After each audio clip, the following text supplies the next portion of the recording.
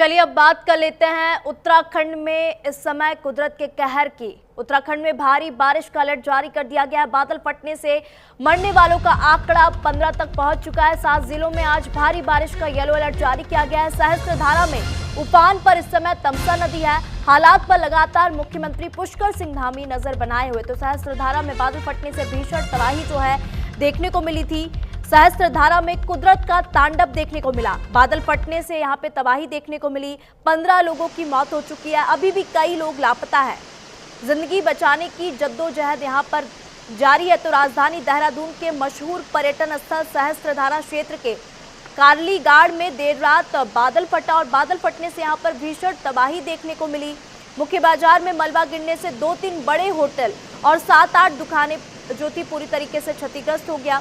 तो वहीं आपको बता दें मौत का आंकड़ा अब 15 तक पहुंच चुका है। कई लोगों के अभी भी लापता होने की खबर बताई जा रही है। तो फंसे हुए लोगों को निकालने के लिए रेस्क्यू टीम लगी हुई है, जिन्हें सही सलामत बाहर निकालने की कोशिश की जा रही है। तो देहरादून में तबाही का मंजर जो है देखने को मिला।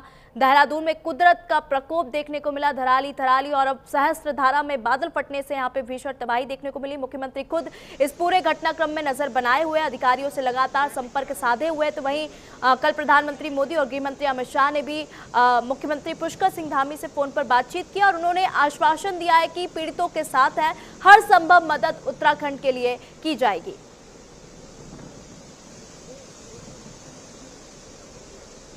सहस्त्रधारा क्षेत्र में बादल फटने से आई तबाही की जानकारी मिलने के बाद एसडीआरएफ और एनडीआरएफ की टीम मौके पर पहुंची और राहत बचाव कार्य में जुट गई। स्थानीय लोगों को सुरक्षित स्थानों पर पहुंचाया गया। तो आपको बता दें अब सहस्त्रधारा के लोग जो है पलायन करने के लिए मजबूर हो चुके हैं। अपने आशियाने को छोड़कर वे सभी सुरक्षित स्थानों पर जा रहे हैं और टीमों के माध्यम से लगातार राहत और बचाव कार्य किया जा रहा है। खुद मुख्यमंत्री पुष्कर सिंह धामी मौके पर पहुंचे और उन्होंने हालातों का जायजा भी लिया।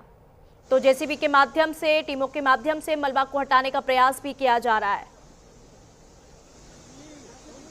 लापता लोगों की खोजबीन भी की जा रही है। फिलहाल आपको बता दें 15 लोगों की मौत की खबर सामने आई है और मौत के आंकड़े में इजाफा होने की आशंका भी यहां पर जताई जा रही है। मौत का आंकड़ा ये बढ़ भी सकता है। तो वहीं इससे पहले 10 मौत का आंकड़ा था जो कि अब 15 पहुंच चुका है। मौत का आंकड़ा बढ़ भी सकता है। तो कई लोगों के लापता होने की खबर भी सामने आई थी। लापता लोगों का लगातार रेस्क्यू किया जा रहा है।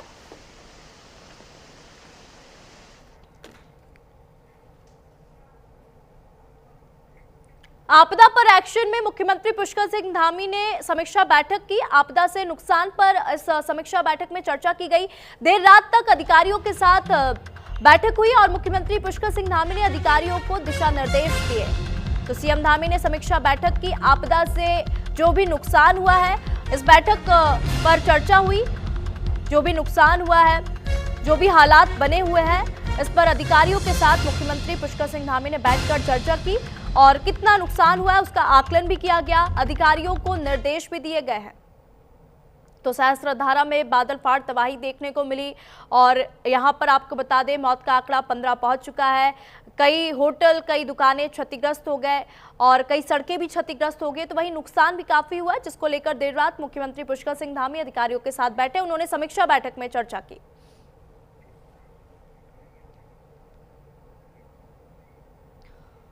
तो उत्तराखंड में बारिश से हाहाकार मचा हुआ है। सबसे बुरे हालात इस वक्त देहरादून में ही बने हैं। देहरादून के विकास नगर में 10 मजदूरों के नदी में बहने की खबर सामने आई है। सभी मजदूर टॉस नदी में खनन में लगे हुए थे। तो 10 मजदूर यहां पर बह गए और इस समय अगर देखा जाए तो सबसे बुरे हालात जो है देहरादून के हैं। यहाँ पर प्रकृति और कुदरत का कहर जो है देखने को मिल रहा है और आम जनजीवन बुरी तरीके से प्रभावित हुआ है। नदियां जो है उफान पर है और ये उफनती नदियां इस समय लोगों को डरा रही है। वहीं उफनती नदी में आप देख सकते हैं 10 मजदूर बह गए।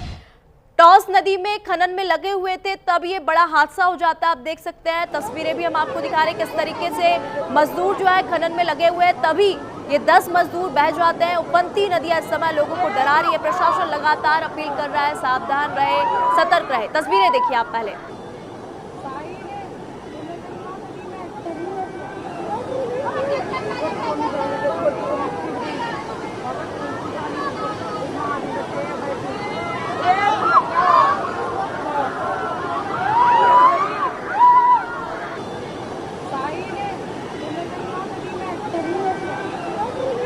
आप देख सकते हैं, ये वीडियो आपको डरा देगा किस तरीके से यहाँ पर कुछ मजदूर टॉस नदी में खनन में लगे हुए, तभी ये भीषण हादसा हो जाता है।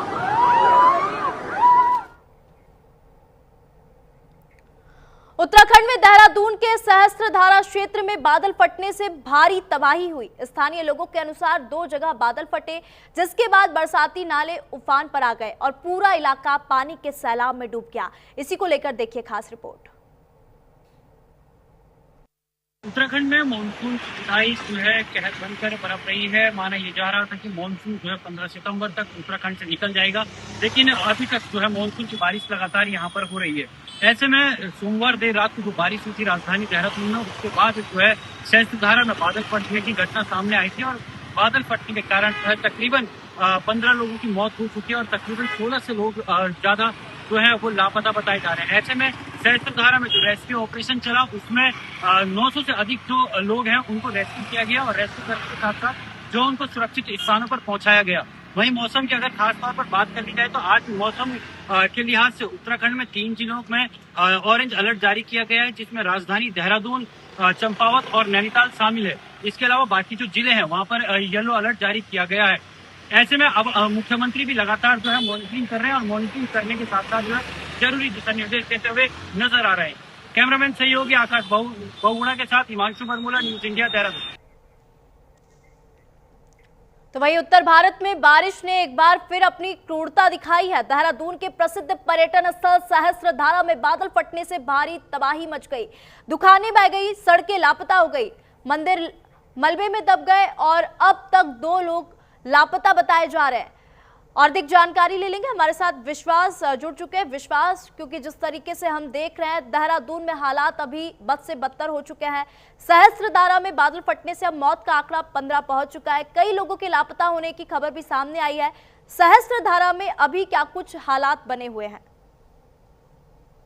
जी हाँ, बेशक देखिए, जिस तरीके से उत्तराखंड के अंदर मानसून का दौर आया है उससे जनजीवन पूरी तरीके से प्रभावित हुआ है। जिस तरीके से देखा जा सकता है कि उत्तराखंड के अंदर धराली से ये आपदा शुरू हुई, धराली के बाद उत्तरकाशी में और जगह भी बादल फटे, लेकिन जिस तरीके से सहस्त्रधारा में बादल फटा उसके बाद स्थिति जो है वो बिल्कुल दयनीय हो चुकी है, क्योंकि जिस तरीके से बादल फटा उसके बाद नदियां उफान पर आई। अभी हाल फिलहाल जिस तरह की बात की जाए कि जिस तरह से सहस्त्रधारा में जो आलम हुआ, क्योंकि सहस्त्रधारा जो है वो एक पर्यटन स्थल है और मसूरी के रास्ते से वहां होकर जाया जाता है, जिस तरह से रास्ता पूरी तरीके से प्रभावित हुआ है। और जो अभी बादल जो फटा है वो सहस्त्रधारा के करारीगढ़ में जिस तरह से बादल फटा है, और अभी जो सूचनाएं आ रही हैं उसमें 15 लोगों के मारे जाने की सूचना है, साथ ही साथ 16 लोग जो है वो अभी भी लापता है। और प्रशासन जो है इस वक्त बराबर नजरें बनाया हुआ है। और मुख्यमंत्री धामी, हम उनकी बात करें तो जब जिस तरह से उनका कल जन्मदिन था, तो जन्मदिन में वो पूरा दिन आपदा क्षेत्रों को भ्रमण करने में ही लगे रहे, क्योंकि पूरा दिन जो है वो आपदा में गुजर गया। और मुख्यमंत्री धामी ने पूरे दिन में जिस तरह आपदा क्षेत्र, आपदा प्रभावित लोगों जगह का जिस तरह से निरीक्षण किया, उसके बाद रात में भी उन्होंने जितने अधिकारी थे अधिकारियों के साथ बैठकर समीक्षा बैठक की है और लोगों को बराबर दिशा निर्देश देते रहे। और जिस तरीके से जो देहरादून के जो जिलाधिकारी हैं सविन बंसल, उन्होंने भी मौके का निरीक्षण किया, साथ ही साथ जो राहत शिविर है, राहत शिविरों में लोगों को पहुंचाया गया।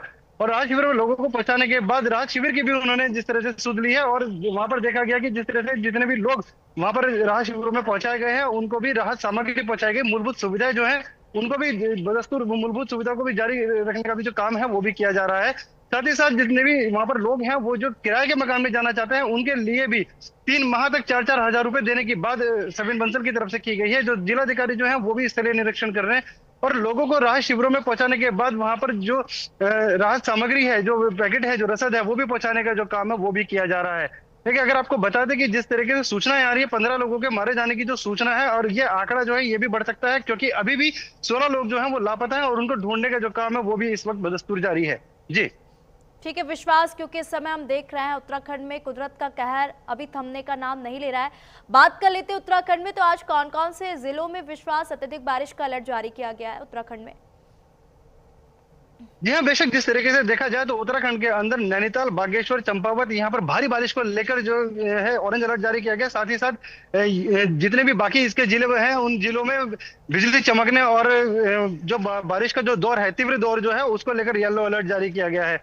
प्रशासन ने जरूर इसे लेकर अलर्ट जारी किया है और साथ ही साथ लोगों से अपील भी की है कि पहाड़ पर जो है इस वक्त जो ना जाएं, क्योंकि जाने से जो है कि जिस तरह से जो संवेदनशील इलाके हैं वहां पर भी इस वक्त लोग जो है वो पहुंच रहे हैं, और संवेदनशील इलाकों में जो प्रशासन है वो नजरें बनाए हुए है। जिस तरीके से अभी देखा जाए मसूरी के अंदर जो सहस्त्रधारा रोड पर जिस तरह से अभी ये आपदा आई है, उसके बाद प्रशासन ने वहां पर अनाउंस कर लोगों को सतर्क किया है कि जिस तरीके से लोग वहां पर पर्यटक स्थल पर पहुंचे हुए हैं, तो मसूरी के जो देहरादून से मसूरी का जो रास्ता है उस पर भी लैंडस्लाइड हुई है। तो जितने पर्यटक वहां पर पहुंचे हुए हैं उनको वहीं पर रुकने की सलाह दी गई है जब तक कि रास्ता क्लियर नहीं होता। मसूरी से देहरादून के लिए आने के लिए चंबा का एक मार्ग है, और एक जो मार्ग है वो कठाल गेट का जो मार्ग है। इन दोनों रास्तों पर जो लैंडस्लाइड की जो घटना है उसको लेकर प्रशासन जो है लोगों को सतर्क कर रहा है कि जो लोग देहरादून से मसूरी की तरफ जाना चाहते हैं, या हम बात करें ऋषिकेश से मसूरी की ओर जाना चाहते हैं, उनको लोगों को वहीं पर रुके रहने की जो सलाह जो है प्रशासन की ओर से दी जा रही है। ठीक है विश्वास, बहुत बहुत धन्यवाद तमाम जानकारी हमारे साथ साझा करने के लिए। तो उत्तर भारत में बारिश ने एक बार फिर अपनी क्रूरता दिखाई है। देहरादून के प्रसिद्ध पर्यटन स्थल सहस्त्रधारा में बादल फटने से भारी तबाही मच गई, दुकानें बह गई, सड़कें लापता हो गई, मंदिर मलबे में दब गए और अब तक 2 लोग लापता बताए जा रहे हैं। आइए आपको दिखाते हैं वो तस्वीरें जो रोंगटे खड़े कर देंगी।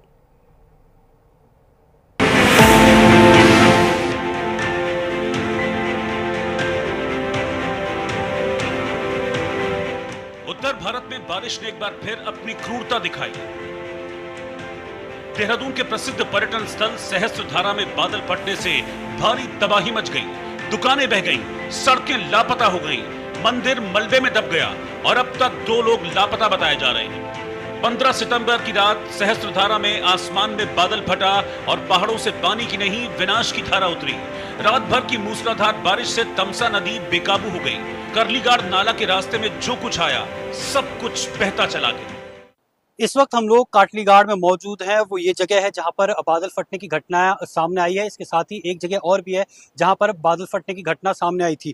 इस वक्त आप मेरे पीछे देख सकते हैं कि किस तरीके से जो है तबाही का मंजर यहाँ पर दिख रहा है। ये एक रिजॉर्ट है और रिजॉर्ट के क्या हालात हैं इस वक्त आप देख सकते हैं। और सामने अगर बात करें तो सामने पे जो है बादल फटने की जो पूरी घटना है वो हुई है और उसके बाद वहां से पानी का सैलाब आके दूसरे छोर पर टकराया और यहाँ पर एक घर में मलबा आने की आशंका है और उसमें यह भी आशंका जताई जा रही है कि कम से कम 3 से 4 लोग वहां पर मौजूद हैं। इसके अलावा अभी भी जगह जगह भूस्खलन जैसी परिस्थितियां हो रही हैं और इसी नदी की वजह से जो है सहस्त्रधारा में जो है पानी का वेग बढ़ा और इसके साथ ही साथ वहां से आगे जाने के बाद जो मालदेवता में रोड टूटी है उसमें कहीं ना कहीं एक बड़ा कारण ये भी हो सकता है और इसी नदी का पानी उसमें है। यहाँ पर साथ ही ये रिजॉर्ट का ऊपर का क्षेत्र है और ऊपर के क्षेत्र में आप देख सकते हैं कि जो यहाँ पर किसानों की फसलें थी वो यहाँ पर पूरी तरीके से तहस नहस हो चुकी है। आप पानी का अंदाजा लगा सकते हैं कि पानी का फ्लो कितना ऊपर रहा होगा। रिजॉर्ट बहुत ऊपर था और उसके बाद इस सड़क पर जो है पानी आया और उसके बाद जो है किसानों की फसलों को तबाही के मंजर में ले डूबा। टपकेश्वर महादेव मंदिर के परिसर में 2 फीट तक मलबा भर गया। फन वैली के पास हाईवे का पुल पानी में समा गया और देहरादून की IT पार्क के पास कारें खिलौने की तरह बहती दिखी। प्रशासन के मुताबिक लाखों का नुकसान हुआ है और 2 लोग लापता हैं। प्रशासन राहत और बचाव के काम में जुटा है लेकिन चुनौती बड़ी है क्योंकि पहाड़ अब भी कांप रहे हैं। SDRF, NDRF और लोक निर्माण विभाग समन्वय में काम कर रहे हैं। सदी की अब तक की सबसे बड़ी त्रासदी यहाँ पर हुई है। 11 में भी यहाँ पर आपदा आई थी लेकिन इतना भगा दृश्य नहीं था। और आज मैं आके जो देख रहा हूँ, मैं तो दिल्ली में था, दिल्ली में वॉक के लिए निकल रहा था। जैसे ही 5:30 बजे मुझे नेहा का फोन आया, मैं तुरंत मीटिंग छोड़कर यहाँ के लिए चल दिया और मैं लोगों से बात करी। अभी कुछ कैजुअल्टीज भी हुई हैं। हमारी पूरी संवेदना उन परिजनों के साथ है और मेरा तो ये घर है, मेरे परिवार के लोग हैं, लेकिन पूरी सरकार, मुख्यमंत्री से मेरी बात हुई है, पूरी सरकार इस संकट की घड़ी में आपदा प्रभावितों के साथ खड़ी है। अभी हमारी पूरी कोशिश है कि जो हमने SDRF को दूसरी साइड से भेजा है, जो हमारे 26 लोग कालीगाड़ में फंसे हुए हैं, उनको वहाँ से निकालना हमारी प्राथमिकता है और उसके लिए हमारी SDRF की टीम, NDRF की टीम काम कर रही है। सहस्त्रधारा की ये त्रासदी सिर्फ एक प्राकृतिक घटना नहीं है बल्कि चेतावनी है कि जब हम प्रकृति की सीमाओं को पार करते हैं तब कुदरत अपना हिसाब खुद कर लेती है, अपनी जगह खुद ले लेती है। विगत 24 घंटे में देहरादून और आसपास के क्षेत्रों में बहुत अधिक बरसात हुई है। सहस्त्रधारा क्षेत्र में लगभग 264 मिलीमीटर तक बरसात हुई है। नरेंद्रनगर में लगभग 200 मिलीमीटर बरसात हुई है और कई स्थानों पर बहुत अधिक बरसात हुई है। उसको देखते हुए सब जगह राहत बचाव टीमें कार्य कर रही हैं। अकेले देहरादून और आसपास के क्षेत्रों में 20 जगह पे जलभराव या टूट-फूट की घटनाएं घटी हैं। राहत की बात यह है कि सब जगह टीमें काम कर रही हैं, सब जगह राहत बचाव कार्य किया जा रहा है।